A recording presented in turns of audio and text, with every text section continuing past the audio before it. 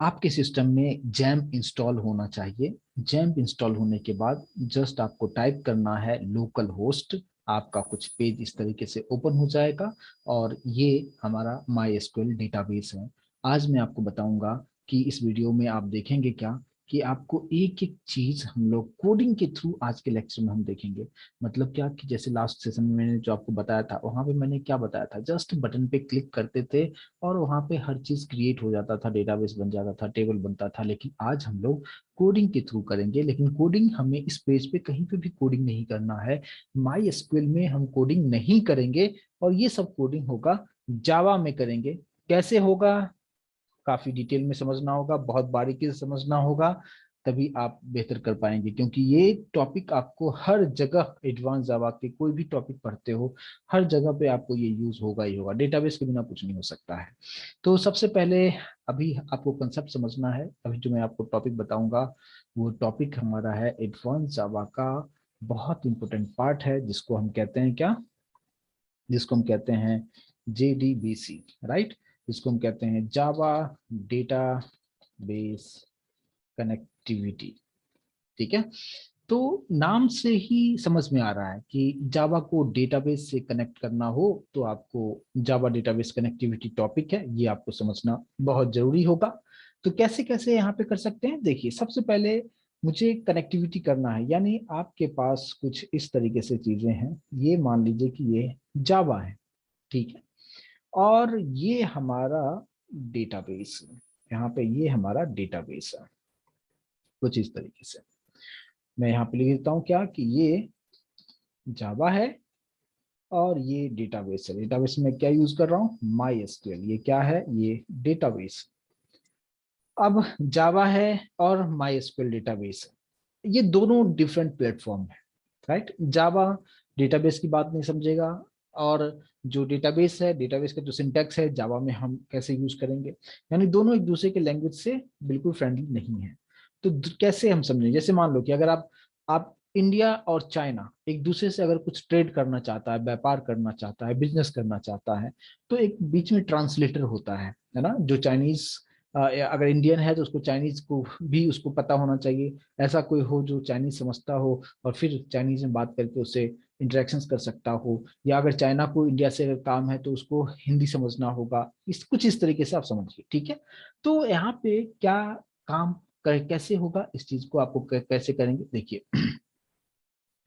अब हमें क्या करना है कि अब सबसे पहले आपको ये जो जावा है इसको डेटाबेस से कनेक्ट करना है। तो मैंने आपको बताया कि इसका यहाँ पे हमें क्या करना होगा, यहाँ पे दोनों के बीच में एक रखना होगा मुझे ट्रांसलेटर, ठीक है।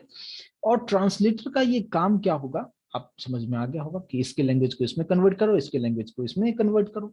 तो इसको मैंने क्या बोल दिया कि ये हमारा ट्रांसलेटर का काम करेगा, ये ट्रांसलेटर का काम करेगा।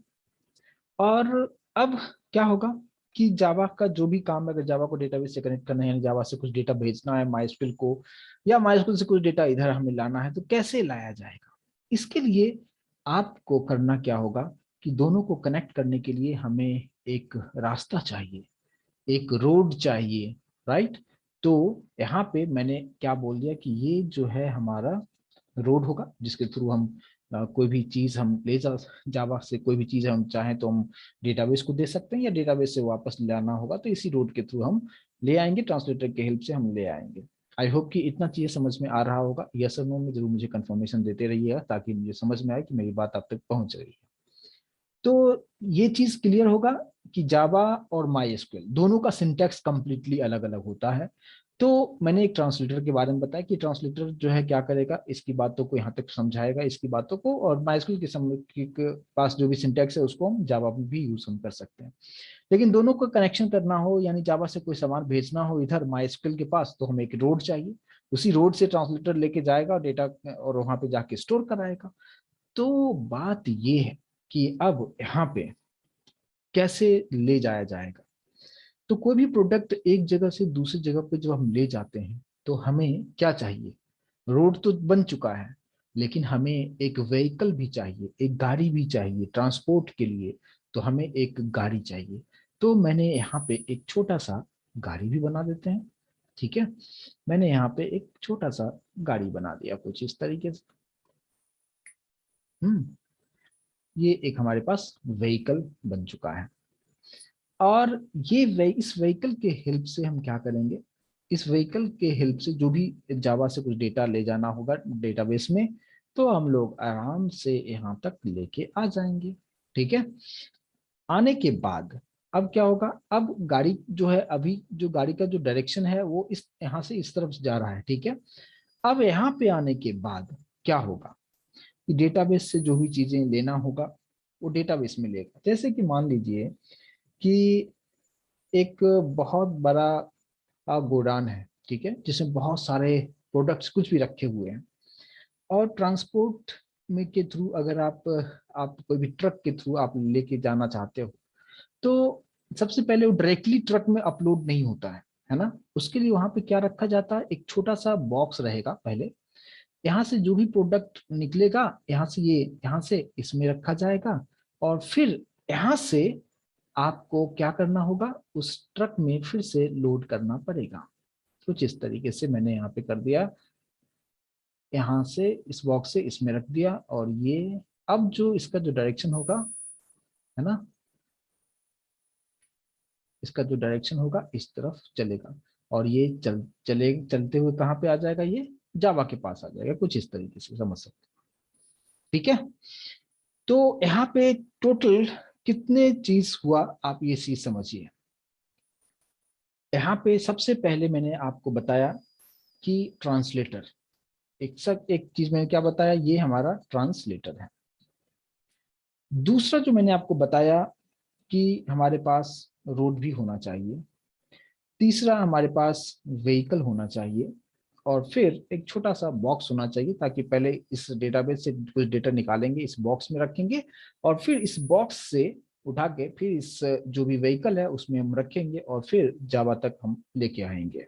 क्लियर होगा यहाँ तक सभी लोगों को? यस और नो प्लीज कंफर्म कीजिए। एकदम सिंपल सा ट्रिक मैं आपको बता रहा हूँ, एक स्टोरी की तरह आपको बता रहा हूँ, ताकि आप हर चीज बहुत आसानी से समझ पाए।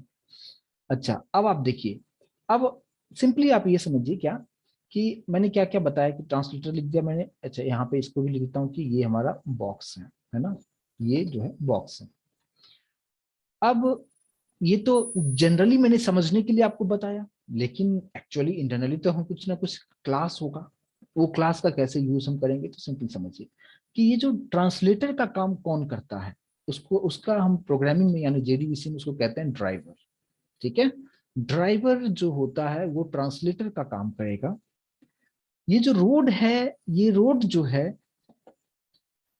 कनेक्शन, है ना। रोड क्यों बनता है, कनेक्शन के लिए। तो कनेक्शन नाम का जेडीबीसी में इनबिल्ट एक क्लास है, जिसका काम ही होता है कनेक्शन देना, एक रास्ता बना के देना, ताकि जावा और डेटाबेस आपस में कनेक्ट हो सके। ये दो पार्ट हो गया। तीसरा जो है ये व्हीकल। व्हीकल जो है वो क्या है, वो एक इनबिल्ट क्लास है स्टेटमेंट, वो हम करेंगे स्टेटमेंट ऑब्जेक्ट, हम कुछ इस तरीके से हम बोल सकते हैं। यानी स्टेटमेंट का ऑब्जेक्ट हम करेंगे एज ए व्हीकल, जिसमें हम कोई भी सामान लेके हम माइस्क्यूएल तक जा सकते हैं, और कुछ भी सामान माइस्क्यूएल से लेते हुए जावा तक हम आ सकते हैं। अब एक और चीज बच गया है, क्या है, बॉक्स। और इस बॉक्स का को हम क्या कहते हैं, रिजल्ट सेट। ये भी इनबिल्ट क्लास है, जिसमें हम माइस्क्यूएल से डेटाबेस में से डेटा उठाएंगे, पहले रिजल्ट सेट में रखेंगे, यानी बॉक्स में रखेंगे। उसी बॉक्स को मैंने क्या कहा प्रोग्रामिंग में, रिजल्ट सेट। और फिर रिजल्ट सेट से डेटा हम व्हीकल में रखेंगे, यानी स्टेटमेंट के ऑब्जेक्ट में रखेंगे, और जावा तक हम पहुंचा देंगे। बस इतना ही काम हमें जेडीबीसी में होता है। अगर आप बुक पढ़ने चाहेंगे तो इतना बड़ा बुक है, इतनी लंबी कहानी है, पर पढ़ते जाओगे आपको कुछ समझ में नहीं आएगा। एंड ऑफ द जो रिजल्ट आएगा आपको समझ में नहीं आएगा। लेकिन आई होप कि अभी जो मैंने आपको 10 मिनट में जो एक्सप्लेन किया है, आप इतना ही कहानी है जेडीबीसी का। ठीक है, अब यहाँ पे मैं सिंपली यहाँ पे भी थोड़ा सा लिखता हूँ कि ट्रांसलेटर का काम कौन किया है। ट्रांसलेटर का मतलब ड्राइवर। रोड का काम कौन कर रहा है, कनेक्शन।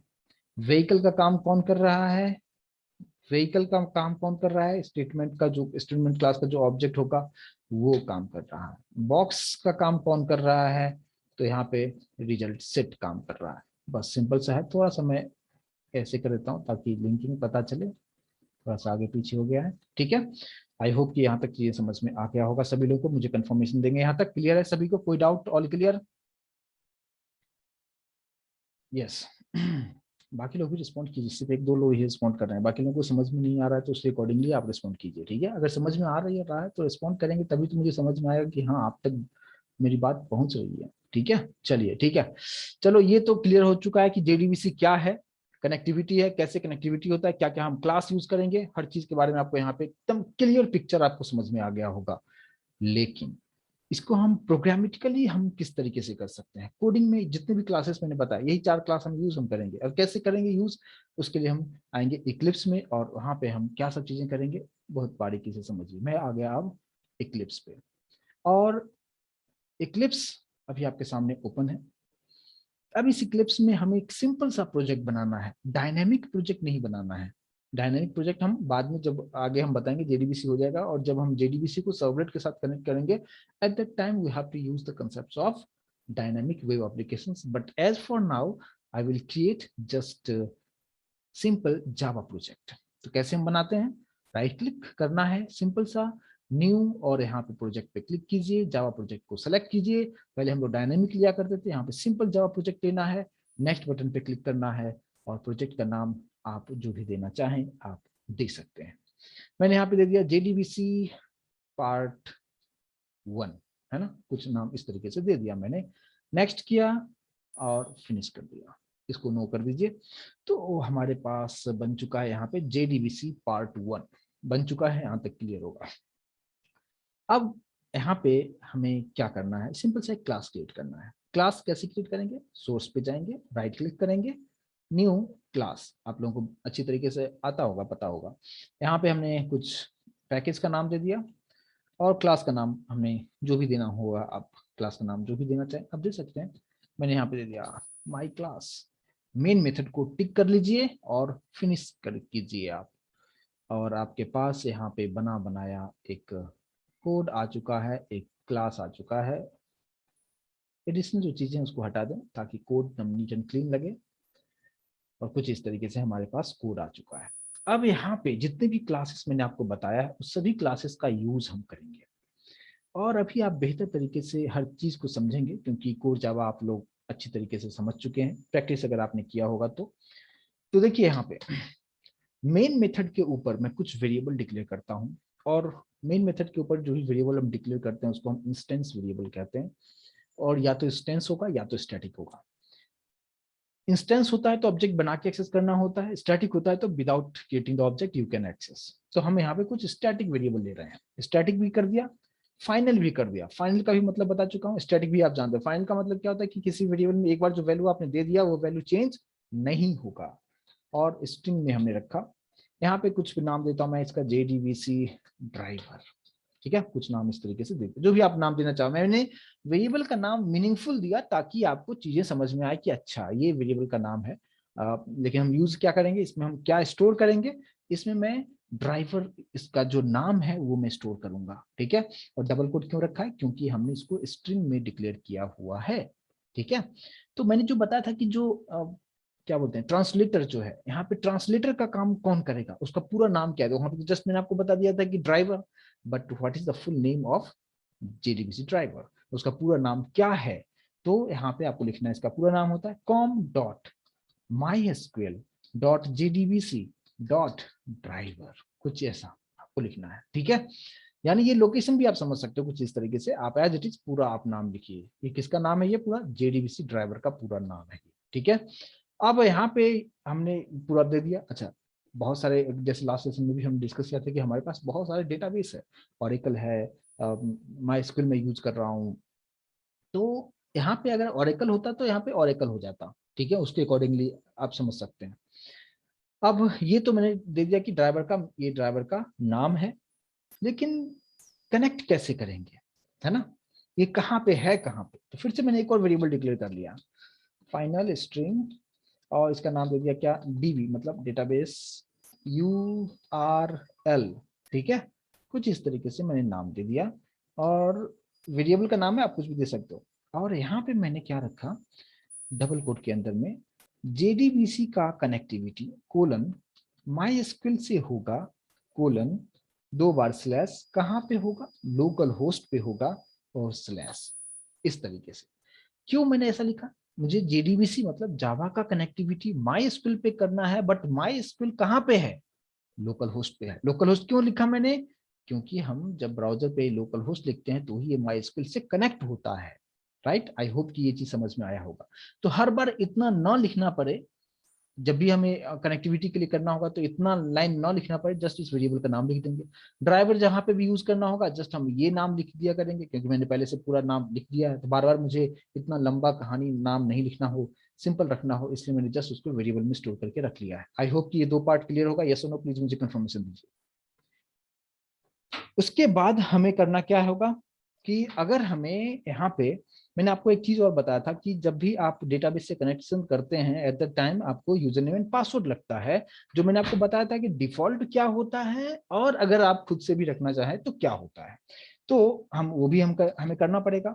तो मैंने यहाँ पे दे दिया क्या, फाइनल स्ट्रिंग यूजर नेम मैंने रख दिया क्या, डिफॉल्ट वाला मैं यूज करता हूँ जो मैंने आप लोगों को बताया था, रूट। आई होप कि आप लोगों को याद हो।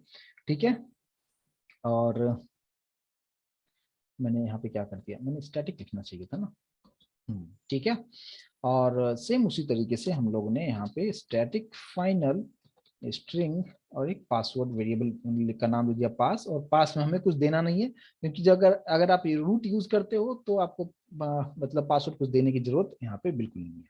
तो ये चार वेरिएबल मैंने डिक्लेयर कर दिया, स्टैटिक है, यानी इसको एक्सेस करने के लिए हमें ऑब्जेक्ट नहीं बनाना पड़ेगा, जब भी जरूरत होगा डायरेक्टली आप यूज कर लोगे, कुछ इस तरीके से।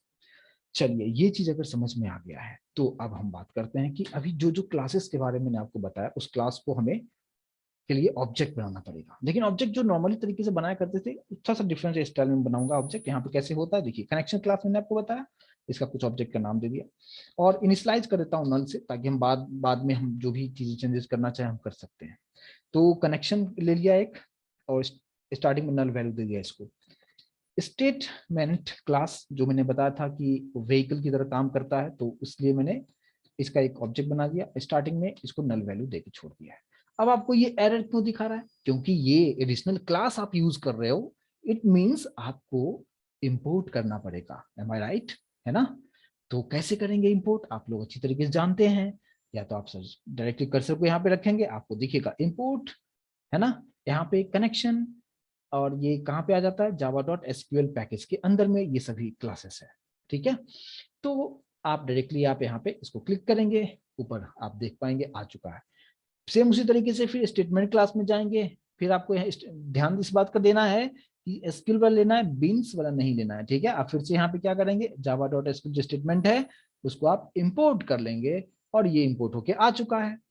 अब और भी क्लासेस यूज करेंगे तो हर बार ये करना पड़ेगा, काफी लंबी कहानी होगा।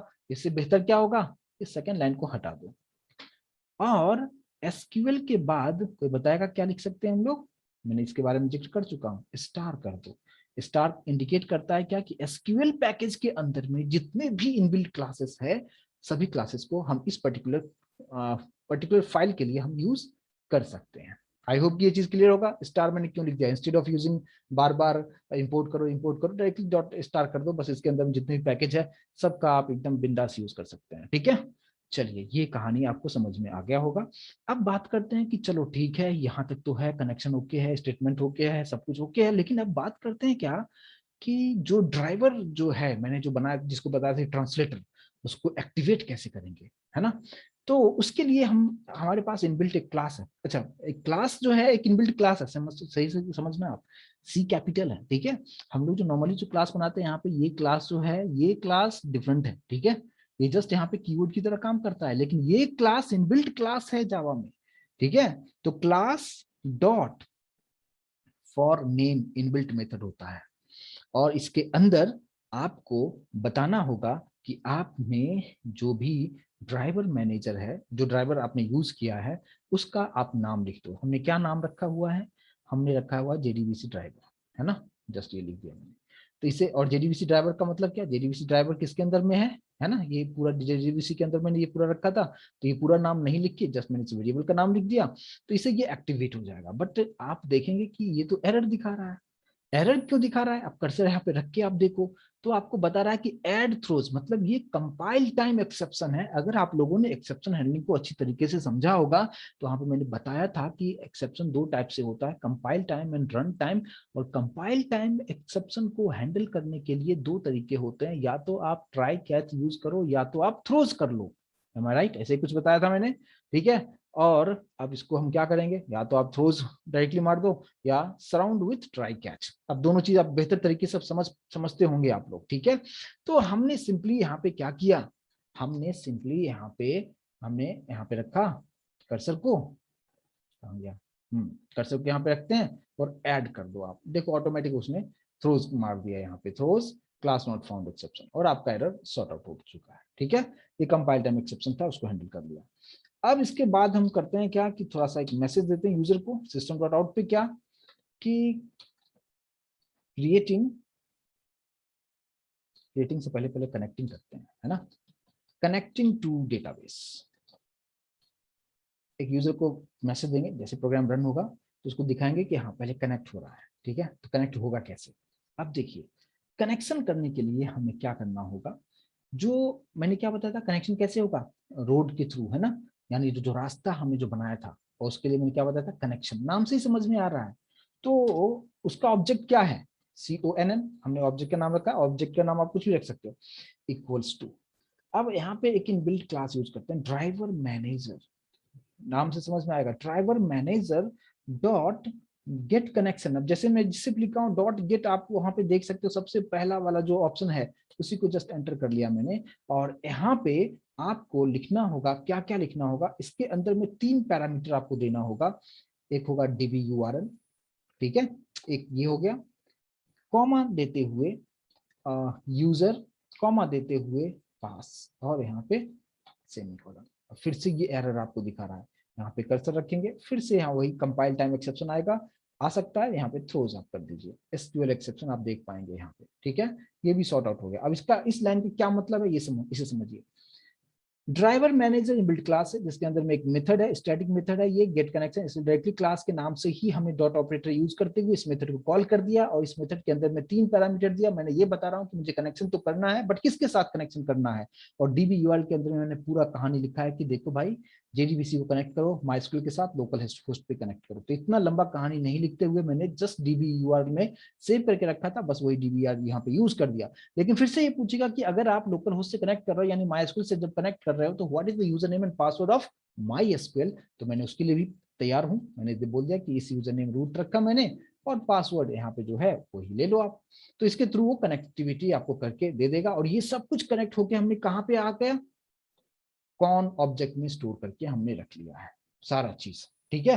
अब अब जब कनेक्शन हो चुका है, अब अब किस बात की देरी है, अब जस्ट हम यूजर को दिखाएंगे क्या दिखाना चाहिए हम। मैंने यहाँ पे जस्ट दिखा दिया क्या कि क्रिएटिंग डेटाबेस। अब मैं डेटाबेस क्रिएट कर सकता हूँ यहाँ से, यानी जावा कोडिंग से हम लोग डेटाबेस बना सकते हैं जो MySQL में चला जाएगा। और MySQL में हमें कुछ भी नहीं करना पड़ेगा, जस्ट जाके हम चेकआउट करेंगे कि बना या नहीं बना, कुछ इस तरीके से। अब यहाँ पे आते हैं कैसे ये चीज होगा। तो अब कनेक्शन का जो ऑब्जेक्ट है डॉट, एक आता है क्रिएट स्टेटमेंट। क्रिएट स्टेटमेंट आप लोगों को दिख रहा होगा, सेकंड वाला जो है यहाँ पे, इसको सेलेक्ट कीजिए और एंटर कर दीजिए, ठीक है। तो मैं अभी एक संदेशा भेज रहा हूं, किसको, कौन के हेल्प से, यानी रोड के हेल्प से क्रिएट स्टेटमेंट को।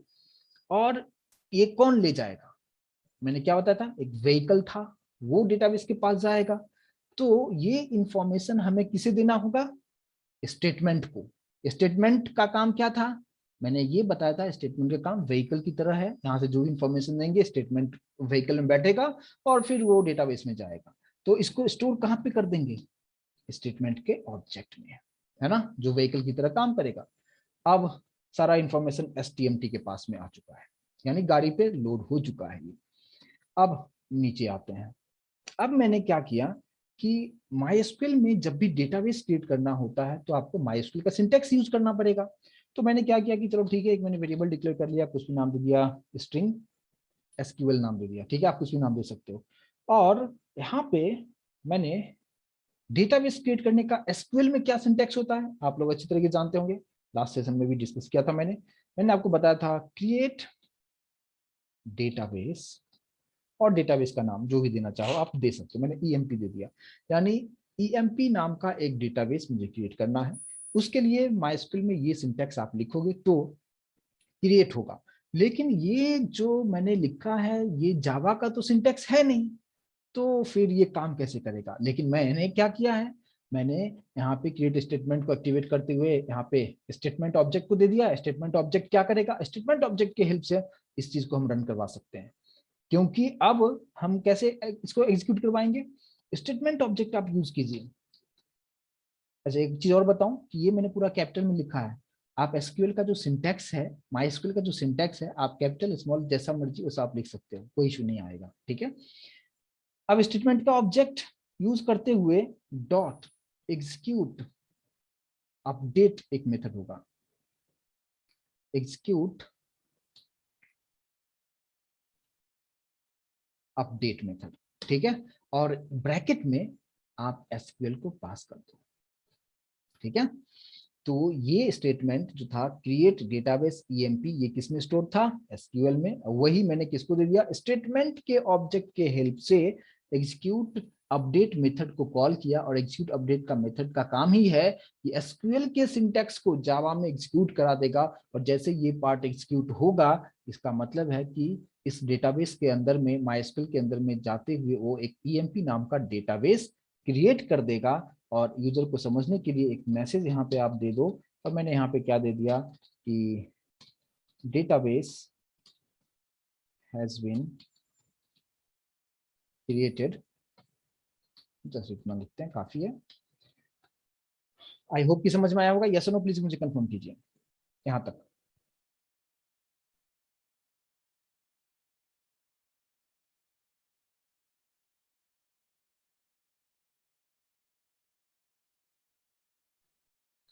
राइट, अब देखिए, अब अगर ये चीज क्लियर है तो सबसे पहले हम लोग डेटाबेस में चल के देखें कि मुझे जो बनाना है डेटाबेस, उसका नाम हमने ईएमपी रखा है।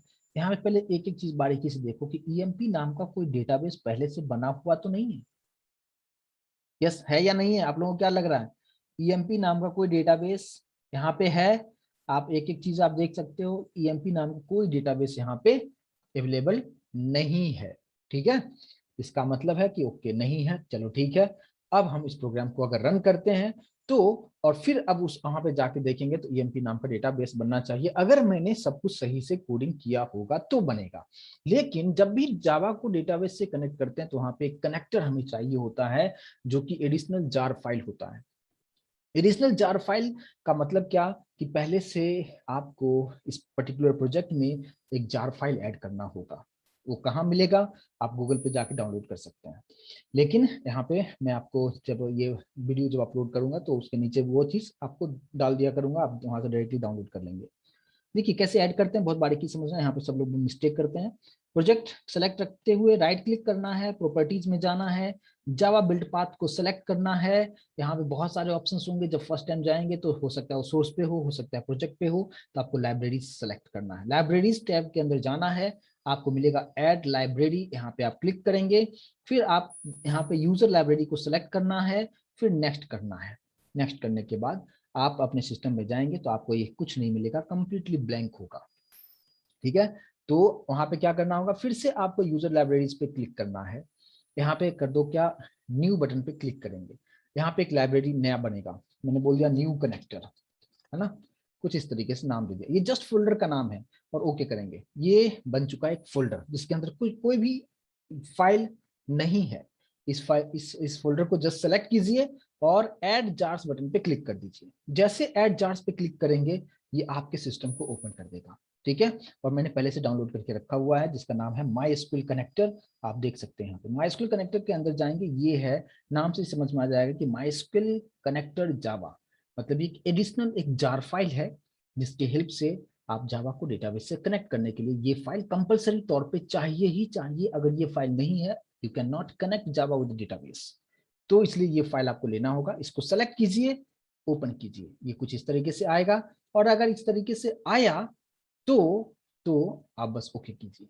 ओके करेंगे, यहाँ पे टिक लगा हुआ है, नहीं लगा हुआ है टिक कीजिए, और इसके बाद जैसे फिनिश बटन पे क्लिक करने के बाद ओके करेंगे, यहाँ पे आपके प्रोजेक्ट में ऐड हो चुका है। सभी लोग देख पा रहे होंगे, यहाँ पे आपका जो प्रोजेक्ट था JDBC पार्ट 1, यहाँ पे देखेंगे न्यू कनेक्टर आपको दिख रहा होगा, और इसके नीचे जाएंगे तो वही देखो MySQL कनेक्टर आपके प्रोजेक्ट में ऐड हो चुका है, राइट। और इसको बिल्कुल डाउनलोड करना पड़ता है, ठीक है। तो ये यहाँ पे फाइल आ चुका है, ठीक है। अब हम इसको, अब इस स्टेज में आ चुके हैं कि अब हम इसको रन करके देखें कि सब कुछ सही से काम कर रहा है या काम नहीं कर रहा है। चलिए, तो थोड़ा सा इसको कंसोल विंडो को ऊपर रखते हैं और इसको रन करके देखते हैं कि सब कुछ सही मैंने लिखा है या नहीं लिखा है। रन एज जावा एप्लीकेशन पे क्लिक करना है और आप रन करते हैं, आपको दिखा रहा है कि डेटाबेस हैज बीन क्रिएटेड, मतलब सब कुछ सही था और डेटाबेस उसने बना दिया है। अब हम लोग चलते हैं कहाँ पे, MySQL वाले पेज पे। अभी आपको EMP अभी भी आपको नहीं दिखेगा क्योंकि आपको रिफ्रेश करना पड़ेगा। तो इस पेज को रिफ्रेश बटन पे क्लिक कर दिया और वापस से होम बटन पे हम जाते हैं। एक सेकेंड, अभी आपको यहाँ पे दिख रहा होगा EMP नाम का डेटाबेस बन चुका है। जैसे मैंने इस पे क्लिक किया, आपको यहाँ पे दिखेगा EMP डेटाबेस बन चुका है। ब्रैकेट में 0 दिखा रहा है, जो इंडिकेट कर रहा है कि इसके अंदर में कोई भी टेबल अभी अवेलेबल नहीं है, राइट। तो आई होप कि ये चीज आपको समझ में आया होगा कि डेटाबेस हम कैसे बनाते हैं, और पूरा कोडिंग के थ्रू बनाया। और MySQL में कुछ भी नहीं लिखा, MySQL में जस्ट जाके मैंने चेकआउट किया कि मेरा डेटाबेस वहां पे बना या नहीं बना। बाकी हर काम मैंने यहाँ पे जावा से किया है। क्लियर होगा? सभी लोग मुझे रिस्पॉन्ड जरूर करेंगे, और जो लोग चुपचाप बैठ के देख रहे हैं तो थोड़ा सा एक्टिव मोड में रहें, ज्यादा अच्छा रहेगा, ठीक है। चलिए, तो ये चीज आपको समझ में आ गया होगा तो ओके है। अब बात करते हैं कि चलो डेटाबेस तो बन चुका है, अब अगर हमें टेबल बनाना हो इसके अंदर में, तो हम टेबल कैसे बनाएंगे? उसके अंदर मुझे कुछ डेटा स्टोर करना होगा, जावा से वहां पे स्टोर करना होगा, हम कैसे कर सकते हैं? चलिए, तो उसके बारे में भी हम डिस्कस करेंगे। तो अब देखिए, अब मैं कुछ भी यहाँ पे चेंजेस अभी नहीं करना, मुझे करना क्या है कि अब मुझे डेटाबेस तो बना दिया मैंने, EMP नाम का डेटाबेस बना दिया, ठीक है। अब मुझे इसी EMP डेटाबेस के अंदर में I need to create table. तो इसका इंफॉर्मेशन हमें कैसे देना होगा? सबसे पहले जो यहाँ पे मैंने बताया था, यहाँ पे क्या वो लाइन, सबसे यहाँ पे देखो आप कि JDBC का कनेक्टिविटी MySQL पे से होगा, लोकल होस्ट पे होगा, और यहाँ पे स्लैश के बाद आप जस्ट उस डेटाबेस का नाम लिख दो। डेटाबेस का नाम हमने क्या रखा था? EMP, ठीक है। तो अब यहाँ पे अब क्योंकि यहाँ पे आप जब जाके देखते हो तो यहाँ पे तो बहुत सारे डेटाबेस हैं, बहुत सारे डेटाबेस हैं, लेकिन आपको ये स्पेसिफाई करना पड़ेगा कि in which database you want to create new table. तो इसलिए मैंने यहाँ पे EMP को मैंने इंडिकेट कर दिया कि तुम क्या करो कि JDBC को कनेक्ट करो MySQL के साथ, लोकल होस्ट पे कनेक्ट होगा, लेकिन उसमें बहुत सारे डेटाबेस है, बहुत सारे डेटाबेस को छोड़ो, मुझे सिर्फ EMP डेटाबेस को पकड़ो और उसी के अंदर मुझे टेबल बनाना है। तो अब हम आते हैं यहाँ पे, टेबल बनाने का जो सिंटैक्स है, जस्ट यहाँ पे मैं instead of using create database, database का नाम जो था उसको हटाओ और आप टेबल का जो सिंटैक्स बनाने का जो सिंटैक्स है वो आप यहाँ पे डाल दो। तो क्रिएट तो मैंने लिखा हुआ है, यहाँ पे हमने क्या कर दिया, क्रिएट टेबल, आप स्मॉल कैपिटल कैसे भी लिख सकते हो। मैंने टेबल का नाम दे दिया EMP_टेबल, इस नाम पे टेबल बनाना है। अब उस टेबल के अंदर में क्या क्या होना चाहिए, ठीक है, वो भी हम यहाँ पे लिखेंगे। अच्छा, थोड़ा सा कॉन्केट कर देता हूँ ताकि आप अलग अलग सेपरेटली रहेगा तो आप बेहतर तरीके से समझ पाएंगे, ठीक है। अच्छा, ये हो गया क्रिएट टेबल, EMP_टेबल नाम का एक टेबल बनेगा। और अब यहाँ पे मैंने क्या किया, ये डबल कोट यहाँ पे ऐसे था, ठीक है, यहाँ पे टेबल का नाम प्लस दिया, और इसके बाद यहाँ पे हमने ब्रैकेट रखा, जो सिंटैक्स है इसका, और कुछ इस तरीके से रखते हैं, और इसके अंदर हम क्या लिखेंगे, आईडी। अगर मान लो कि मुझे आईडी लेना हो तो आईडी मुझे लेना है इंटीजर में, नॉट नल, कोई भी नल वैल्यू नहीं देना है मुझे, कॉमा दे दिया, और ब्रैकेट को यहाँ से भी ब्रैकेट लास्ट में रखेंगे एक, और यहाँ पे फिर से कॉन्केट कर दिया। ये एक फील्ड हो गया कि उसमें आईडी होना चाहिए जो इंटीजर में होगा। दूसरा फील्ड यहाँ पे रखते हैं, यहाँ पे मैंने क्या दे दिया कि मुझे देना है first name, first first name. और फर्स्ट नेम किस में होना चाहिए? वैरचर में होना चाहिए। वैरचर के बारे में भी कल मैंने बता चुका हूँ, कितना मैक्सिमम लेंथ आपको देना है, जितना आप देना चाहो आप दे सकते हो। और कॉमा दिया, थोड़ा सा स्पेस ले लिया, और फिर से हम लोग यहाँ पे कॉन्केट कर लेंगे। ये फर्स्ट नेम हो गया, यानी आईडी हो गया, फर्स्ट नेम हो गया, और क्या ले लें हम इसमें, और हम ले लेते हैं लास्ट नेम। लास्ट नेम ले लिया, लास्ट नेम को भी मैंने varchar में रखा और इसका भी लेंथ मैंने 100 दे दिया मैंने। और यहाँ पे एक और फिर लेना है तो चलो कॉमा दे देते हैं, कॉन्केट कर दिया फिर से। अब यहाँ पे हमने ले लिया एज, एज को मैंने इंटीजर में ही रखता हूँ, ठीक है, मान लो एज अगर लेते हैं तो। और फिर कॉन्केट कर दिया। और क्या, अच्छा एक और चीज मैं करता हूँ क्या कि आईडी को प्राइमरी की सेट कर देता हूँ। प्राइमरी की के बारे में भी मैं ऑलरेडी बता चुका हूँ।